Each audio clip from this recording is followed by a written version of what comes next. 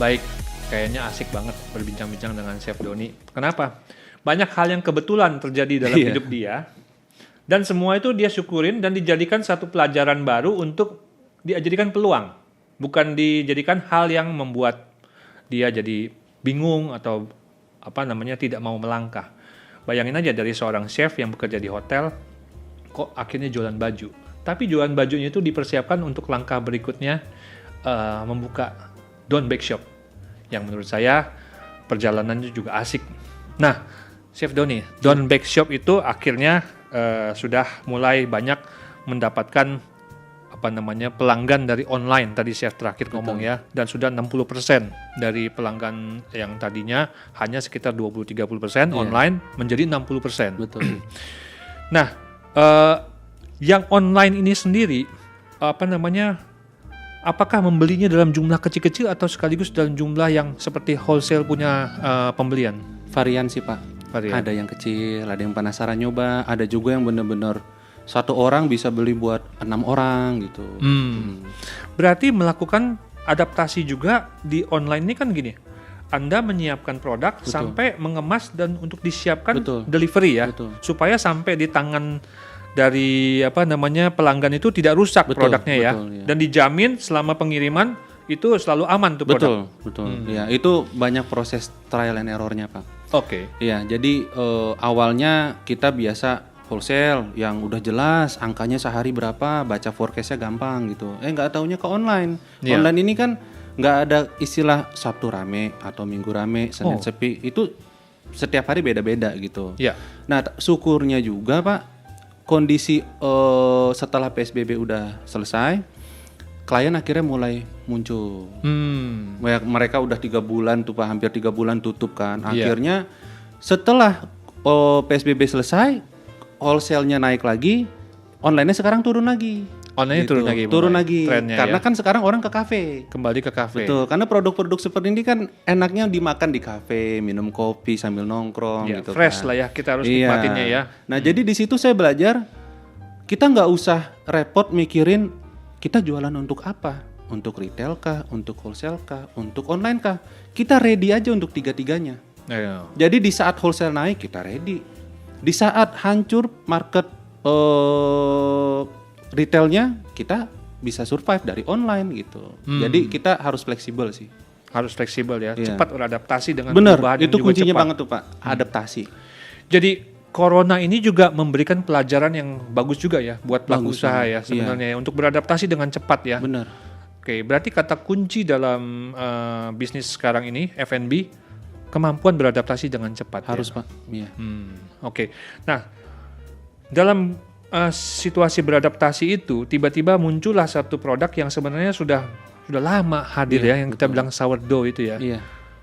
Apa sih sebenarnya sourdough itu sendiri menurut Chef Doni? Sebenarnya itu kalau arti sourdough itu kan ya starter ya Pak ya. Iya. Ya, bahas adonan asam gitu Mas. Iya. Kalau arti di arti harafiahnya langsung. Harafiahnya. Tapi sebenarnya itu kan metode pembuatan roti yang ancient. Ini udah ribuan tahun. Gitu. Oke. Jadi kita pakai si sourdough starter itu sebagai leavening agent. Leavening agent. Untuk ngembangin roti yang biasanya kita biasa pakai commercial yeast gitu. Sebenarnya awal-awal abad 19 tuh masih populer kan pakai sourdough. Tapi abis itu commercial factory, wah lama banget kita mau produksi besar pakai sourdough. Akhirnya mereka ciptakanlah yeast gitu kan, commercial yeast. Yang cepat ya, pengembangannya lebih cepat. Jadi biasa harus overnight 1 hari, kita bisa bikin dalam waktu 3-2 jam gitu kan. Iya, instant yeast ya. Iya. Karena time is money ya. Betul, tapi akhirnya kita losing di quality. Betul.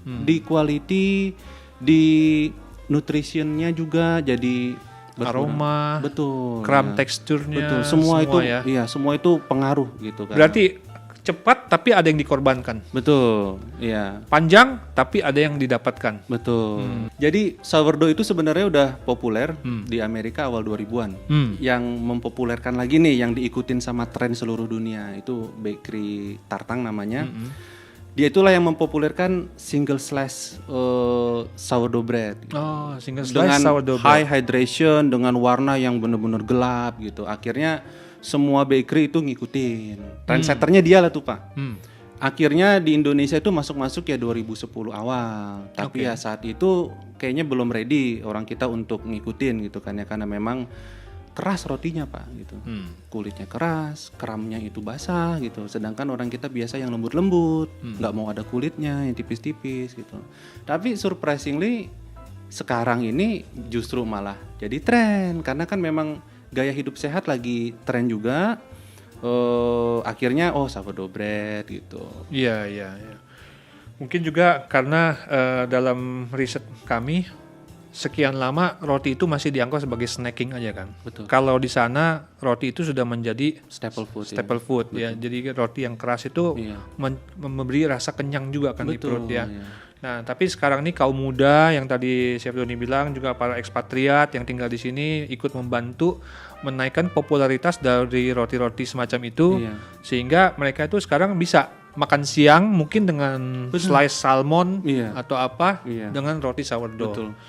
Nah, tadi Chef Doni bilang juga bahwa di dalam proses pembuatan sourdough itu ada area-area atau ada bagian-bagian yang tidak bisa kita kontrol. Betul. Ya, ada yang bisa kita kontrol mungkin dari sisi jumlah adonan dan lain sebagainya. Tapi katakanlah faktor udara, faktor kelembapan dan lain sebagainya yang mungkin tidak bisa kita kontrol. Nah, apakah itu semua memberi suatu keuntungan, benefit, atau justru menjadi advantage atau memberi satu kondisi yang membuat para baker itu, karena ini bisnis ya, bisnis itu kan harus bisa predicted ya. Betul.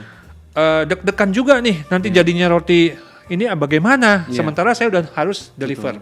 Nah itulah pentingnya yang foundation tadi saya bilang. Fondasi. Kalau kita udah biasa belajar dari awal basicnya seperti apa, bukan tiba-tiba instan langsung bikin gitu ya Pak. Kita akan biasa untuk atasin obstacle itu. Contohnya nih, ya kan ada alatnya, variabelnya itu kan sourdough banyak ya Pak.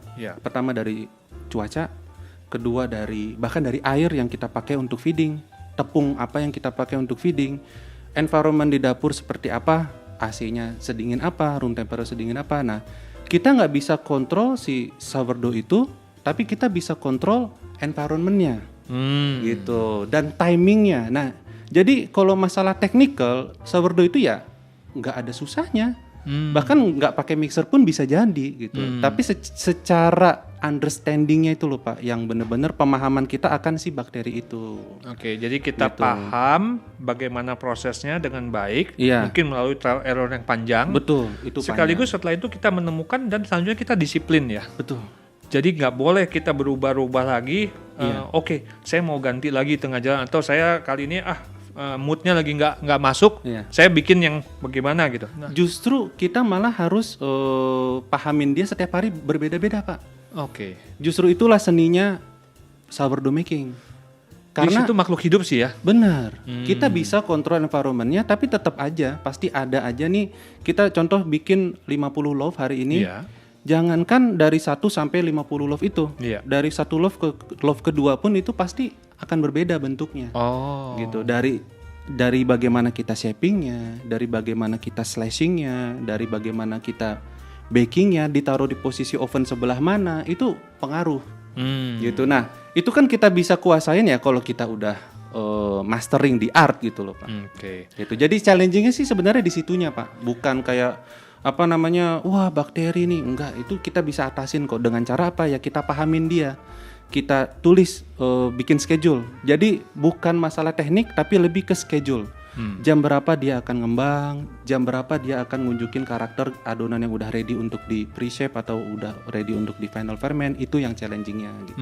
Jadi nggak sabar, harus sabar gitu. Jadi itulah artisan ya, kata artisan itu dari satu roti ke roti yang berikutnya itu ada satu ciri khas, karakter ya.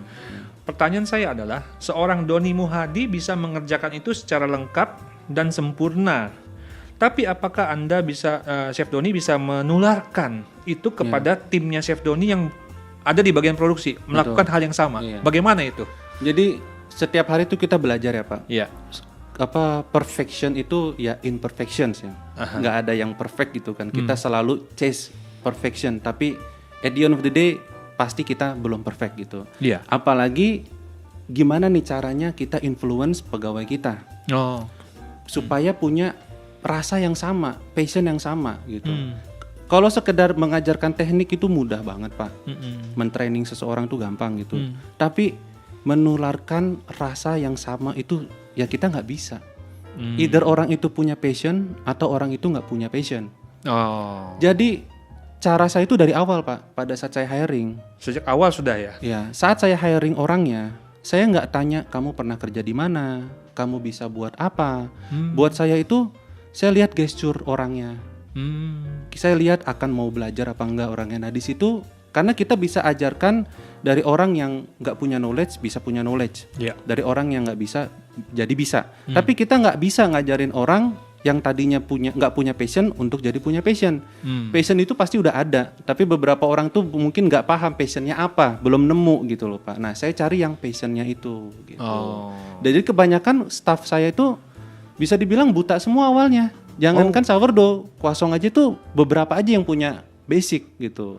Selebihnya ya saya training secara personal setiap hari sampai saat ini pun saya masih di dapur gitu. Jadi Chef Doni berani bertaruh pada orang yang tidak punya pengalaman kerja. Itu lebih baik. Itu lebih baik. Iya, seperti gelas kosong gitu. Kita yang isi. Kalau udah ada isinya nanti jadi campur-campur. Dan mereka yang menyiapkan ini sekarang tanpa ada Chef Doni di tempat mereka bisa jalankan itu. Iya. Karena itu mereka karakter orangnya udah saya pilih dari awal gitu. Bukan pengalamannya berapa tahun di mana-mana, tapi karakter orangnya itu. Karena yang paling susah tuh cari karakter. Ya, dan karakter baker, karakter pastry chef, karakter chef itu kan biasanya punya kayak seniman lah Pak, sama lah gitu. Dia tuh taunya roti aja terus. Yang diliatin orang di Instagram lihat gosip apa, kita lihat roti lagi, lihat makanan lagi gitu. Kayak gitu. Chef Doni kan punya kesempatan pada saat selesai kuliah ke Amerika. Betul. Ya. Belajar bagaimana sih menyesuaikan diri dengan disiplin, kondisi kerja yang tough dan efisien. Nah, sekarang Anda sebaliknya nih, Anda yang hiring orang gitu kan. Bagaimana melihat kondisi ini, apakah kita masih banyak yang harus ditingkatkan dari sisi kita punya kualitas SDM? Betul. Jadi dari awal berkarir itu saya umur 19 tahun kan kerja di Amerika itu. Biasa dengan keras seperti itu, disiplin seperti itu. Sebenarnya sempat ada momen kita mau nyerah lah Pak ya. Maksudnya gila susah banget kerja kayak gini. Ya tapi kan kita punya apa ya? Bukan delusional ya, tapi punya rasa percaya suatu saat pasti akan paid off lah gitu kan. Nah begitu nyampe Indonesia dengan SDM kita, sebenarnya gini loh Pak, karakter orang kita itu bagus. Oke. Kita kasih sesuatu dia nurut. Tapi yang susah itu kadang-kadang motivasi Pak. Motivasi sama visi.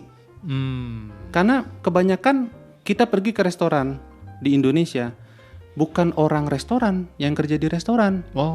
Kita pergi ke bakery, awalnya mereka bukan baker, mereka mungkin bisa macam-macam backgroundnya gitu. Bahkan ada yang dari provinsi mana gitu, hanya untuk bertaruh nyari hidup gitu di Jakarta gitu. Tapi mereka bisa ngikutin gitu. Jadi tinggal kita sebagai leader mengarahkan mereka. Iya, kadang gini juga Pak, sesama pelaku usaha nih banyak teman-teman gitu ya bilang, wah di Indonesia susah ya SDM-nya gini. Sebenarnya gini Pak, kita harus approach-nya beda. Di luar negeri atau di Prancis yang biasa kita dengan disiplin, wah abusive words gitu-gitu, di Indonesia nggak bisa Pak. Kita di Indonesia nih harus dengan cara yang baik, dengan penyampaian yang baik. Dan kita harus kasih dia dorongan motivasi kalau suatu saat nanti nggak cuma begini doang gitu. Kita nggak training dia untuk menjadi tukang roti doang gitu. Suatu saat nanti ya jadi entrepreneur juga kayak kita gitu. Baik, rupanya pengalaman kerja di mancanegara dengan etnis yang berbeda-beda menjadi bekal yang bagus sekali bagi seorang Doni Muhadi dalam menjadi seorang leader bagi bisnisnya. Kita akan lanjutkan bincang-bincang kita bersama Chef Doni Muhadi di segmen yang terakhir.